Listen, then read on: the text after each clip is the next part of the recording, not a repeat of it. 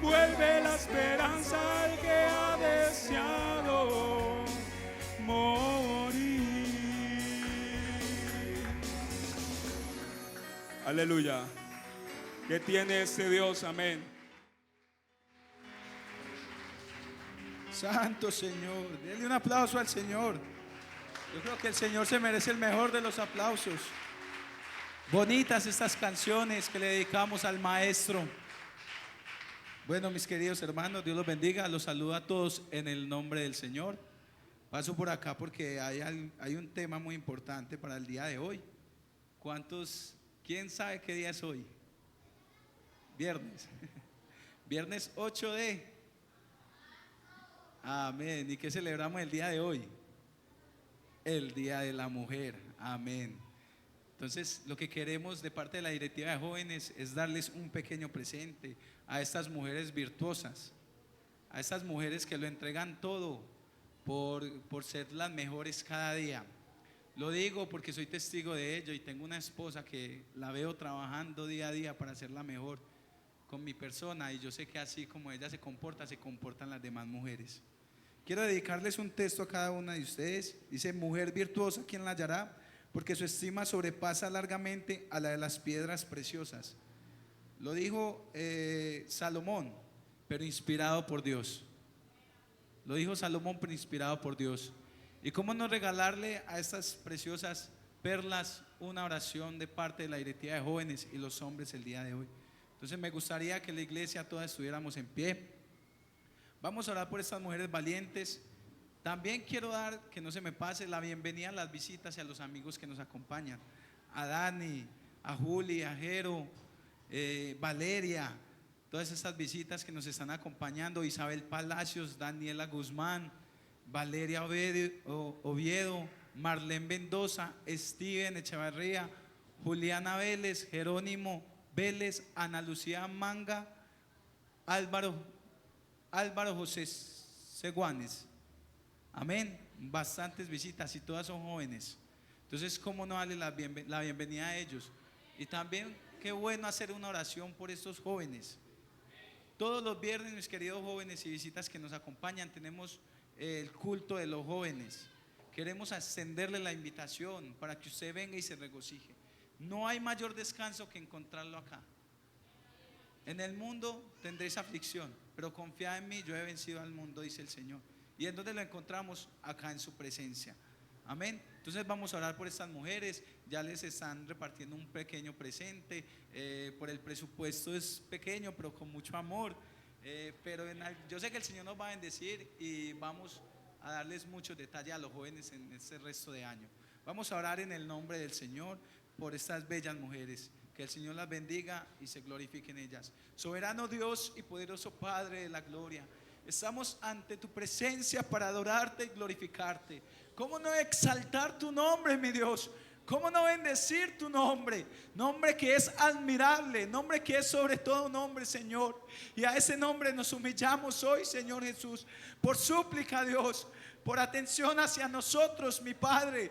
Hoy queremos presentarte las mujeres de Bello Horizonte, Señor, para que tú te glorifiques en ellas y les des fuerzas nuevas cada día para luchar en este mundo, Señor. Sabemos que no es fácil, sabemos que es difícil, pero a tu lado, Señor, prueba que venga, prueba que vencemos, Señor. Oh, tentación que haya, tentación que vencemos. Y sabemos, Señor Jesús, que tú nos sostendrás de tu mano cada día para así morar en la eternidad contigo en algún momento, Señor. Te pido por las mujeres de Bello Horizonte, glorifícate en ellos y estos amigos que hoy nos acompañan, mi Padre. Por favor, ten misericordia, Dios de toda la gloria. Ten misericordia, Señor, y habla a sus corazones, Señor. Y asimismo te pedimos por la palabra del día de hoy. Oh, Señor, usa al expositor, úsalo, Señor, conforme a tu palabra. Que sea tu palabra, Señor, la que se glorifique en los corazones de esta iglesia Bello Horizonte y de los que nos acompañan en la noche de hoy. En tu nombre santo, Señor, te lo pido. Amén y amén. Que Dios los bendiga. Los dejo en manos de nuestro hermano Iván. Él nos va a exponer la palabra esta noche. Dios les bendiga a todos en esta noche. Dios les bendiga. sí me están escuchando. Bueno, pues agradecido con el Señor por esta hermosa oportunidad que una vez más me regala de predicar su palabra. Amén. Siempre lo he dicho, es un privilegio, es un honor predicar su palabra. Amén. Pero también es una responsabilidad. Amén. Así que en esta noche, mis hermanos, amigos, son bienvenidos en el nombre de Jesús. Y sé que algo Dios tiene para alguien en esta noche. ¿Y por qué no decir que no para alguien, sino para todos? A ver, ¿cuántos estamos necesitados de escuchar la voz de Dios? Amén. Vamos a leer las Sagradas Escrituras, saludando a mis compañeros de la directiva de jóvenes, al grupo Fortaleza. También les extiendo mis saludos y a toda la amada iglesia del Señor amigos que nos acompañan. Vamos a leer el Salmo número 138. Vamos a leer el verso 8. Salmo número 138. Vamos a leer el verso 8. Y vamos a hacerlo todos a una voz. Amén. ¿Todos lo tienen? Dice así la palabra: Jehová cumplirá su propósito en mí, tu misericordia, oh Jehová, es para siempre, no desampares la obra de tus manos. Pueden estar cómodos en esta hora. Y vamos a hablar en esta noche bajo el tema: no desampares la obra de tus manos. Amén. Y más que un tema, es el clamor de alguien en esta noche. Es el clamor de alguien que quiere decirle al Señor: Señor, no me abandones, cumple tu propósito en mí. Amén. Este texto me llama mucho la atención. En él encontramos que el salmista David tenía claro que Dios tenía un propósito con él. Y cuando analizamos la historia de David, de cómo Dios le mostró ese propósito, encontramos a un David que no calificaba. Encontramos a un David que a la vista del profeta, que a la vista de su padre y también de sus hermanos, David no era el indicado. Por eso cuando el profeta Samuel llega a la casa de David, encuentra a sus hermanos que también eran como que candidatos para ser rey de Israel. Y cuando el profeta Samuel ve a estos hermanos de David, de pronto vio sus capacidades, su porte, y Samuel pensó que ellos eran los indicados. Pero la Escritura nos muestra que Dios tenía una versión diferente, que Dios no estaba buscando capacidades, que Dios no estaba buscando habilidades, Dios estaba buscando un corazón sincero. Y tal vez David, que no era el indicado, que estaba por allá sin saber lo que estaba pasando, que tal vez no se le veía muchas habilidades, ese joven David tenía el requisito principal que Dios estaba buscando, y era un corazón humilde, un corazón sincero, porque dice su palabra que Dios mira de cerca a los humildes, pero a los altivos Dios mira de lejos. Ese día Dios le mostró a David que tenía un propósito especial con él, que no era un propósito de hombres, porque para los hombres David no calificó, era un propósito de Dios. Por eso tiempo después, cuando David escribe el Salmo número 138, en el texto que leíamos, David exclama: Jehová cumplirá su propósito en mí. No era el propósito de los hombres, no era el propósito de David, era el propósito de Dios en David. Amén.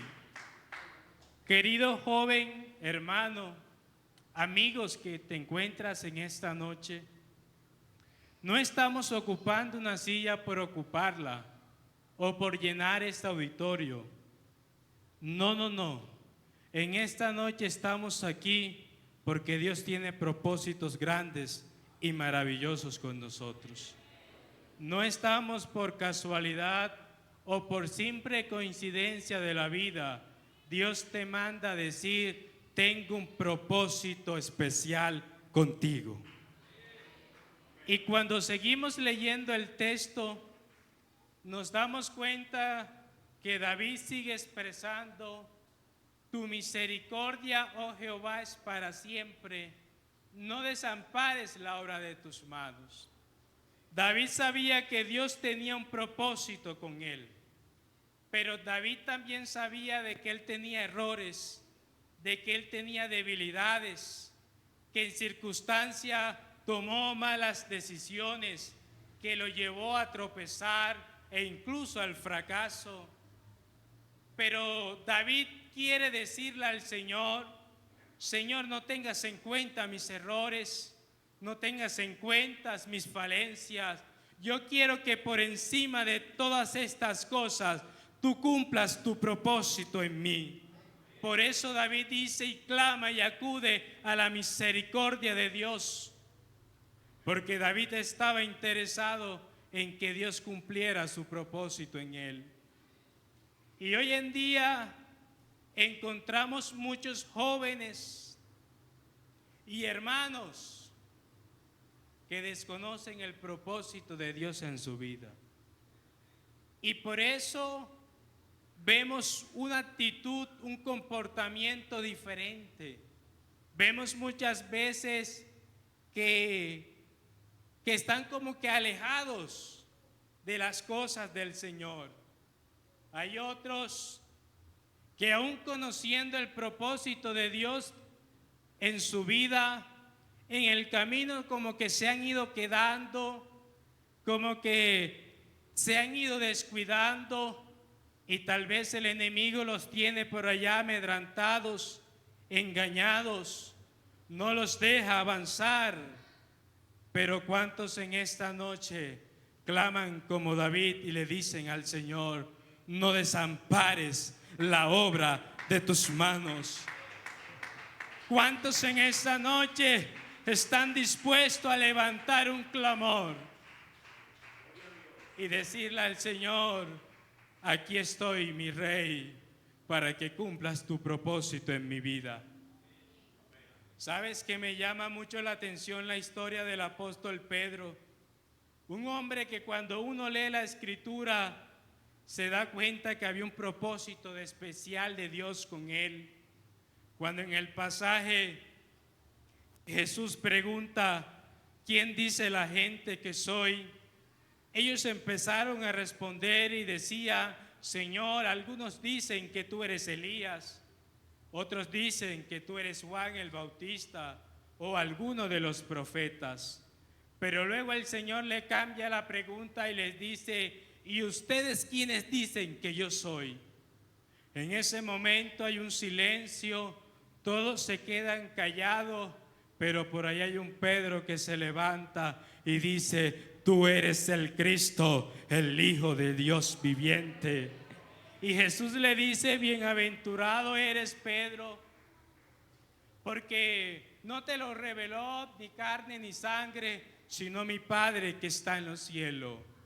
Cuando otro pasaje de la Escritura dice la palabra que el Señor lanzó una palabra muy dura, y muchos de sus discípulos empezaron como que a dejar de seguir a Jesús. Y los apóstoles como que murmuraban, Señor, mira, la palabra ha sido muy dura, la gente se está yendo, la gente te está dejando de seguir. Tal vez estás perdiendo popularidad, Señor, pero el Señor los confronta con una palabra más dura y le dice, si quieren ustedes también se pueden ir. Pero en ese momento nuevamente se levanta un Pedro y le dice: Señor, ¿a quién iremos si solo tú tienes palabra de vida? Y vemos que Pedro como que siempre estaba allí. Cuando fueron a apresar a Jesús, ahí vemos a un Pedro que saca su espada para defender a su maestro. Porque Pedro amaba a su Señor. Pero pasa una circunstancia en la vida de Pedro, un escenario diferente a los anteriores. Porque vemos a un Pedro que le falla al Señor. Y todos conocemos que el apóstol Pedro negó al Señor 3 veces. Y dice la palabra de Dios que Pedro lloró amargamente. Pero me llama la atención en un pasaje de la Escritura cuando dice que cuando Pedro negó al Señor por 3ª vez, Jesús iba pasando por allí. Y hay una mirada o un cruce de mirada entre Pedro y su Señor. Y Pedro, cuando mira a su Señor y se acuerda de lo que acaba de hacer, yo siento o medito en la palabra, Pedro se derrumbó totalmente. Por eso la palabra dice que él lloró amargamente. Oh Señor, te he fallado. Y Pedro empieza a llorar y a llorar. Y claro, yo siento que el diablo enseguida aprovechó el momento y le decía y le susurraba a Pedro: Pedro, tú eres un fracasado. Le fallaste a tu Señor. Dañaste todo propósito que Él tenía contigo. ¿Recuerdas cuando el Señor dijo que el que lo negara delante de los hombres, Él también lo negaría delante de su Padre allá en los cielos? Pues tú acabas de fallarle y acabas de negarle. ¿Recuerda cuando Jesús se te transfiguró en aquel monte alto y viste su gloria? Pues lamentablemente, Pedro, tendrás que vivir con el recuerdo, porque ya no podrás volver a verla, porque le has fallado a tu Señor. Solo te quedarán los recuerdos de su presencia, porque ya el Señor no quiere nada contigo. Y esto a Pedro lo lastimaba, esto a Pedro lo angustiaba, haberle fallado al Señor, haberse alejado del Señor. Y lo más triste, que alguien que se aleja del Señor es no volver a sentir su presencia. Lo más triste de estar lejos del Señor es no volver a sentir su presencia en nuestra vida.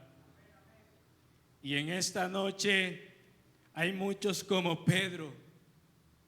En esta noche hay muchos que han venido en la situación de Pedro. Y el enemigo los tiene amedrantados. Y cada día le recuerda: le fallaste a tu Señor. Y tal vez le recuerda: ya tus hijos están fracasando. Tu familia está fracasando. Tu propia vida es un fracaso. Y ya hay muchos que ya no sienten la presencia de Dios como antes. Hay muchos que vienen al culto y se van igual como vinieron, porque están un poco lejos del Señor. Y muchos lloran en silencio, sufren allá en la soledad, y no hay nadie allí que los acompañe, que los consuele. Pero en esta noche hay una palabra de parte de Dios para alguien. Y le dice, como le dijo a Jacob: he aquí, yo estoy contigo y te guardaré por donde quieras que vaya, porque no te dejaré hasta que haya hecho contigo lo que te he dicho. Dios está mandando una palabra de fortaleza para alguien.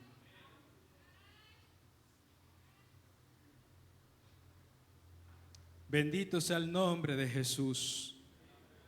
Y quiera Dios permitir demostrarte por la palabra que todavía Dios está interesado en ti. quiera Dios permitirme llegar a tu corazón por medio de su palabra, que todavía Dios quiere cumplir su propósito en tu vida. Y quisiera hablar acerca de 3 relatos de las Escrituras. El primer relato es el relato de la hija de Jairo, allá en el Evangelio según San Marcos, el capítulo 5, desde el verso 21. La palabra de Dios relata que la hija de Jairo estaba agonizando. La hija de Jairo estaba muriendo y su padre, desesperado, ya no sabía qué hacer. Ya su padre estaba esperando que su hija muriera, porque tal vez ya el doctor, la medicina de la época ya la había desahuciado, ya no había nada que hacer. Pero este Jairo, en esa situación de angustia, parece ser que a alguien le llega el mensaje, o tal vez Jairo estaba pasando por donde Jesús desembarcaba. Y me llama la atención que Jairo de una vez corre a los pies de Jesús. Jairo de una va a los pies de Jesús. Jairo debía haber escuchado de Jesús, debió haber escuchado que este Jesús hacía cosas extraordinarias, que este Jesús era extraordinario. Y Jairo va a los pies de Jesús, y cuando Jairo está a sus pies le rogaba al Señor: Señor, acompáñame, mi hija está muriendo y yo sé que tú puedes hacer algo. Y Jesús, como es tan bueno, Jesús, como es tan amoroso, decide ir con Jairo. Pero cuando Jairo ya va con Jesús y siente de que ya hay una esperanza de que su hija se va a recuperar, Jairo ya no va solo, va con Jesús. Pero cuando han avanzado en el camino, la palabra de Dios nos enseña que vienen unos mensajeros a donde estaba Jairo. Y cuando llegan a donde está Jairo, los mensajeros le dicen: Jairo, no molestes más al maestro, tu hija acaba de morir. Y fueron tan indolentes como a la situación que estaba viviendo Jairo, que le dicen: no molestes más al maestro. Es decir, le estás estorbando en su camino. Y cuando Jairo recibe esa noticia, tal vez llegó a Jairo el dolor, el sufrimiento nuevamente. Tal vez Jairo, que pensaba que ya había una esperanza porque Jesús iba con él, pero ahora le entregan esta mala noticia. Tal vez Jairo mira a Jesús y Jesús está como que no sorprendido. Jesús está calmado, Jesús está confiado, porque él sabía porque Jesús sabía que él es todopoderoso. Y cuando Jairo mira a Jesús, tal vez desalentado, Jesús le dice: cree solamente. Jesús le dice: Jairo, no lo escuches a ellos, cree solamente. En pocas palabras, Jesús le estaba diciendo: desde el momento que llegaste a mis pies, yo tengo el control. Desde el momento que llegaste a mis pies, yo he tomado el control de tu situación. Y Jairo decide creerle a Jesús. Y cuando llega Jesús ante aquella casa donde estaba la hija de Jairo, tal vez ya ahí estaba el médico que había dicho: ya está muerta. Y hay un ambiente de tristeza, de dolor, hay un ambiente de la pérdida de un ser querido. Había mucha gente en la casa de Jairo. Tal vez algunos estaban esperando a Jairo para darle sus condolencias. Pero cuando Jesús llega, Jesús dice unas palabras y dice: la niña no está muerta, la niña está dormida. Esto sorprende a todos. Y algunos, en vez de esperar un milagro, lo que hacen es burlarse de Jesús. Algunos, en vez de pronto de guardar una esperanza, lo que hacen es: Jairo, este hombre no está de pronto en sus sentidos porque tu hija acaba de morir. Pero lo que ellos no entendían es lo que estaba pasando en ese momento. Ellos no podían ver lo que estaba sucediendo. La muerte estaba en esa casa, la muerte rondaba en esa casa, pero en ese momento había llegado el autor de la vida. Y cuando el autor de la vida llegó, la muerte tuvo que irse. Por eso Jesús no dice la niña está muerta. No. Desde el primer instante que pisé esta casa, la muerte tuvo que huir. Porque en el nombre de Jesús aún la muerte retrocede. Y este Jesús obra de una manera extraordinaria. Le dice a la niña, levántate. Y la niña que estaba ahí dormida, porque ya Jesús había dicho que ella dormía, la niña que estaba dormida se levanta y vemos que empieza a jugar y empieza a correr en esa casa como si nada hubiese pasado. Otro pasaje que me llama la atención es la viuda de Naín. Esta mujer, dice su palabra, que su esposo había muerto, era viuda, y solamente le quedaba un único hijo. Pero dice su palabra que su único hijo también murió. Y esta madre desconsolada se había quedado sola y tenía el dolor de la pérdida de su único hijo. Y dice la palabra que ella iba rumbo al sepulcro.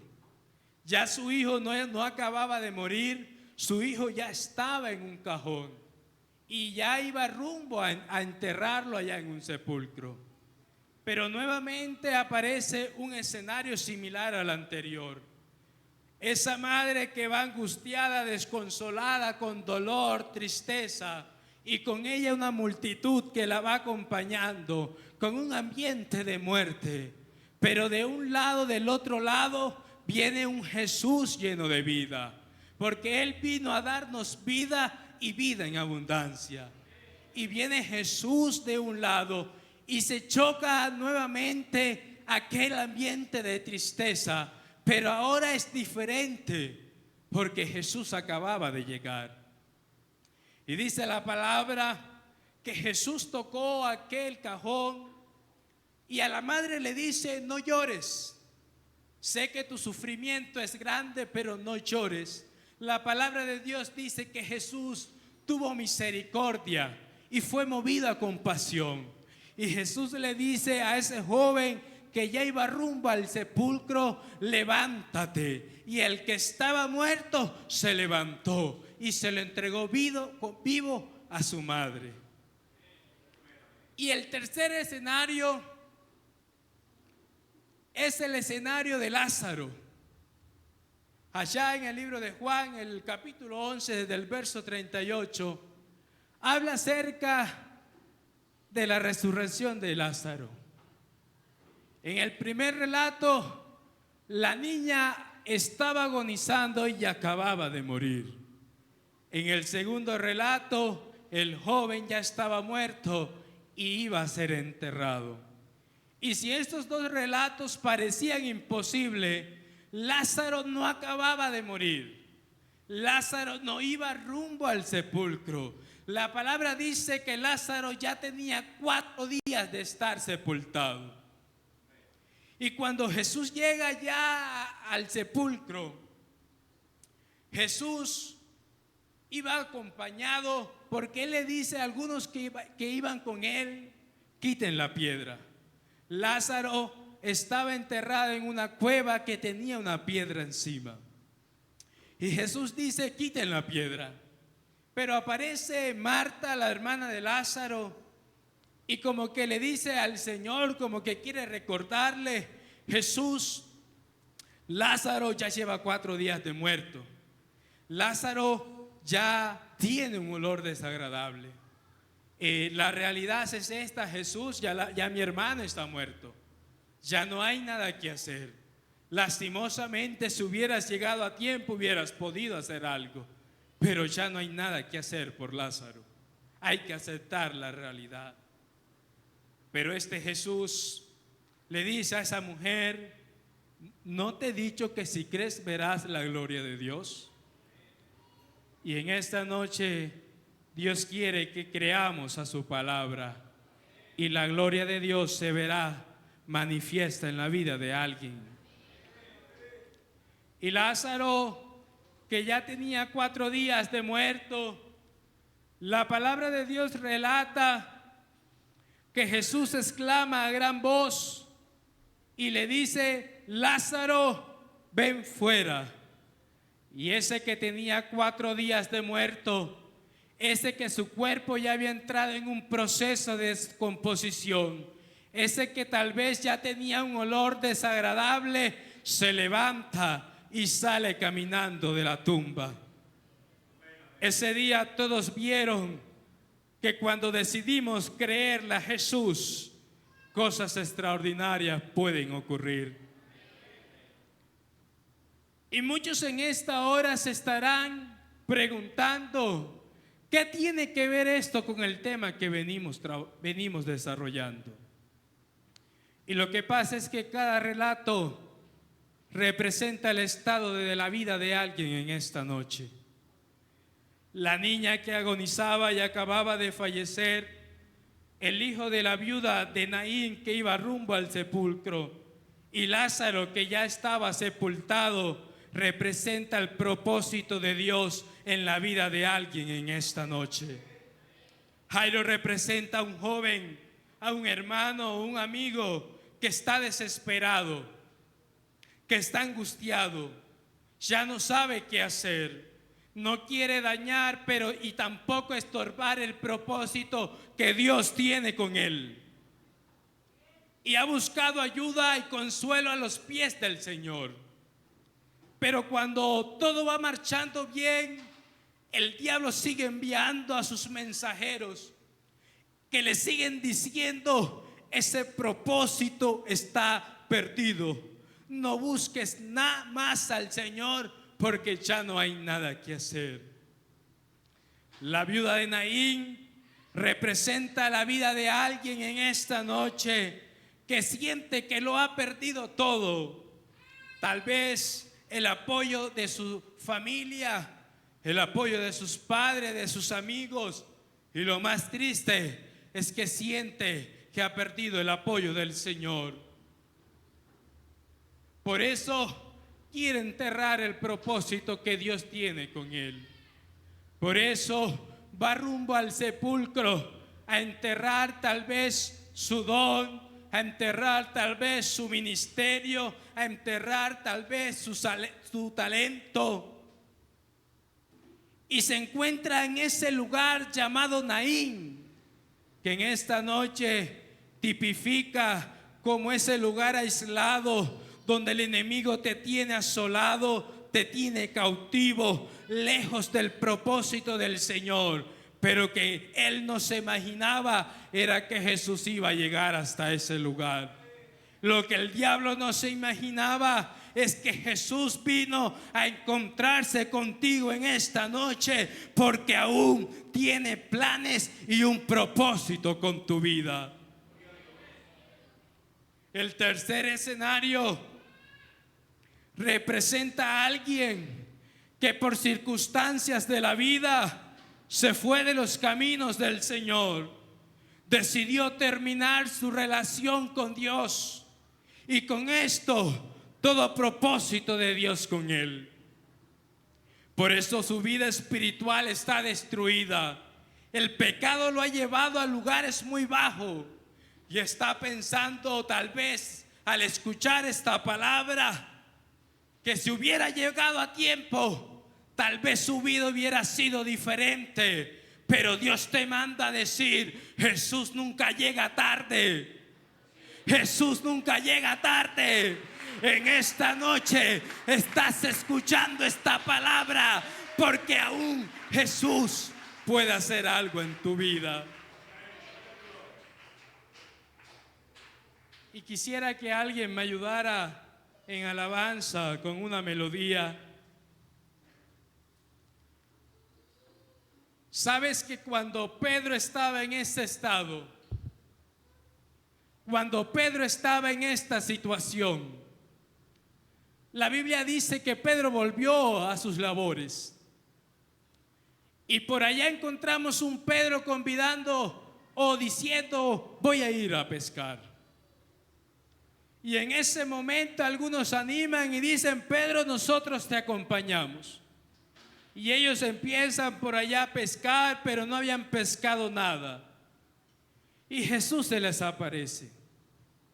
Jesús desde la orilla como que los llama, pero nadie conocía que era Jesús. Nadie se había dado cuenta que era Jesús el que estaba llamando. Y por allá el que estaba en la orilla le dice: tiren su red nuevamente. Y empezaron a agarrar grandes cantidades de peces.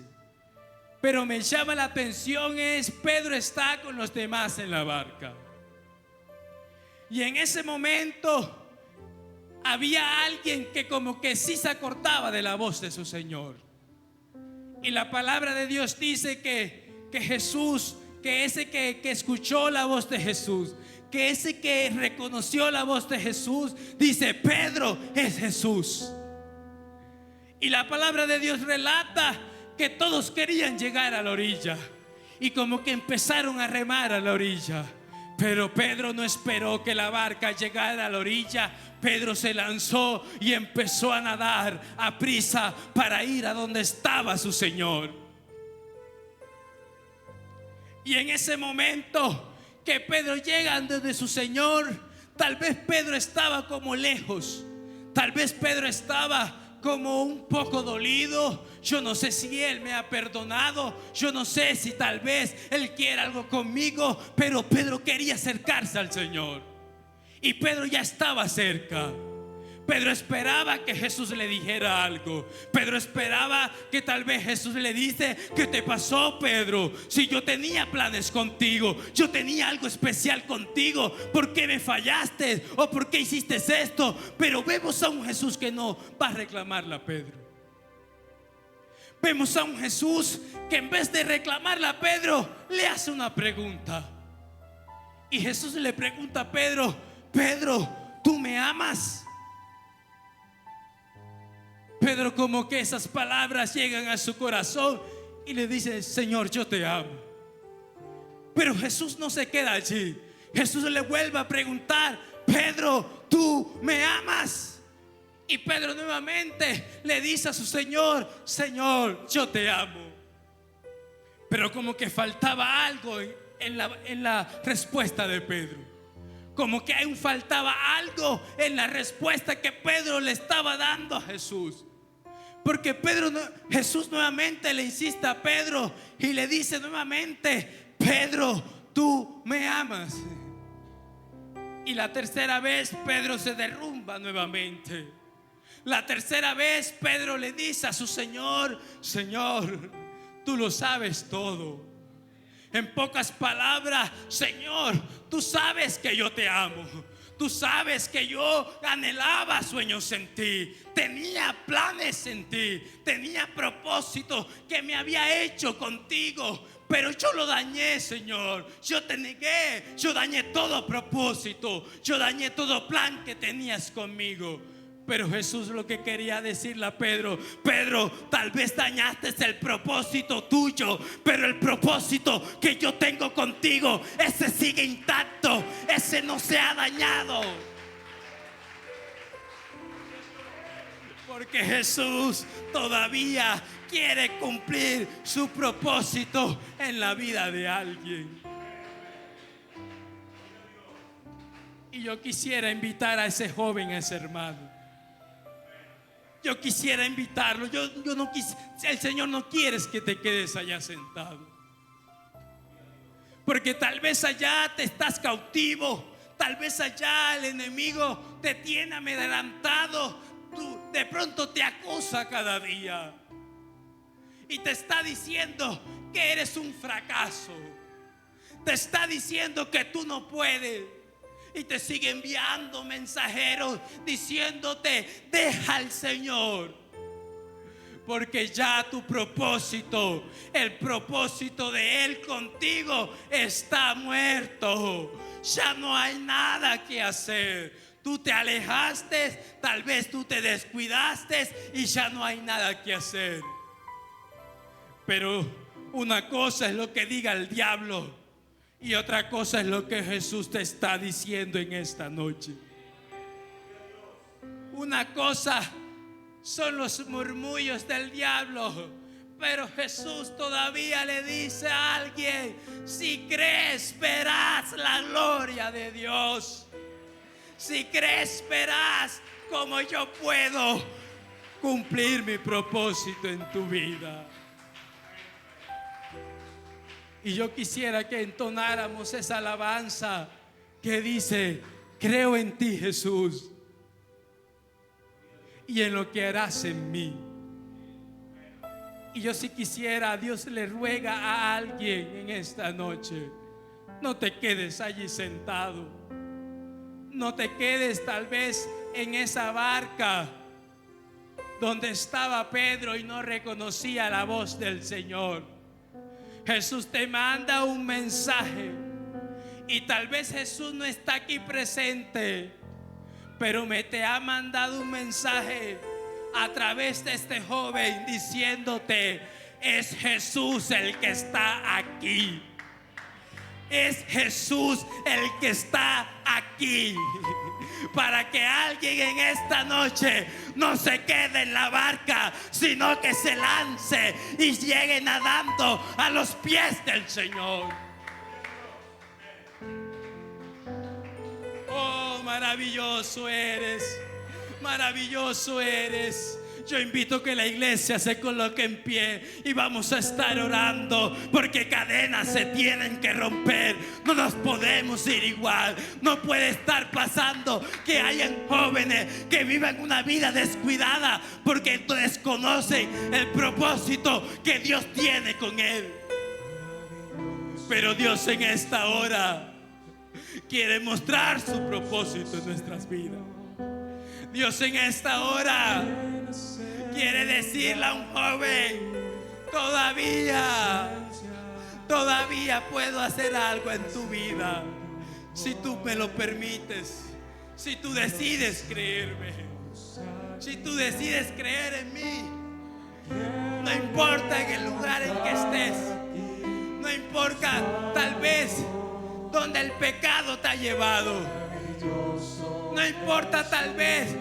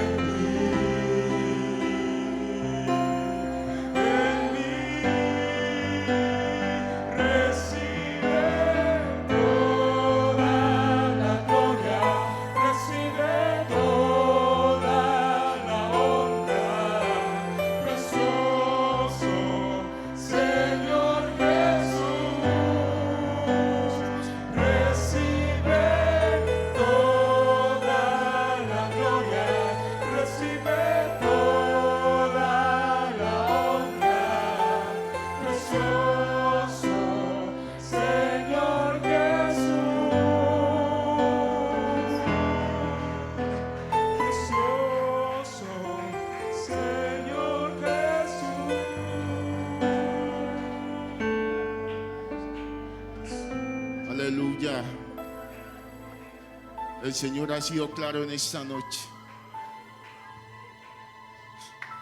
Yo soy uno de los que estoy convencido, hermano, que la palabra llega donde tiene que llegar y hace el efecto que tiene que hacer. Yo soy un convencido de eso. Aleluya. Denle un aplauso al Señor en esta noche.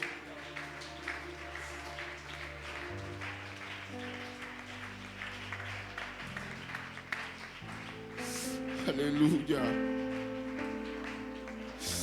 ¿Qué tal si le damos gracias a Dios en esta noche? Que Dios guarde su camino en esta noche, ahora de regreso a casa. Soberano Dios, te damos gracias, Señor Jesús, por tu palabra, Señor. Tu palabra, Señor Jesús, ha sido predicada en esta noche. Tu palabra, Señor, ha llegado a un corazón en esta noche, oh Dios, necesitado de ti, Señor. Tú sigues, Señor, hablando, Señor, a cada uno de los que necesitan tu palabra, Señor Jesús. Que seas tú guardando, Señor, a nuestros hermanos de regreso a sus casas, Señor. Llévalo con bien a sus casas, Señor Jesús. Guárdalos de regreso, Señor Jesús, a sus casas, Señor. La paz de Cristo, mis hermanos. Que el Señor les bendiga.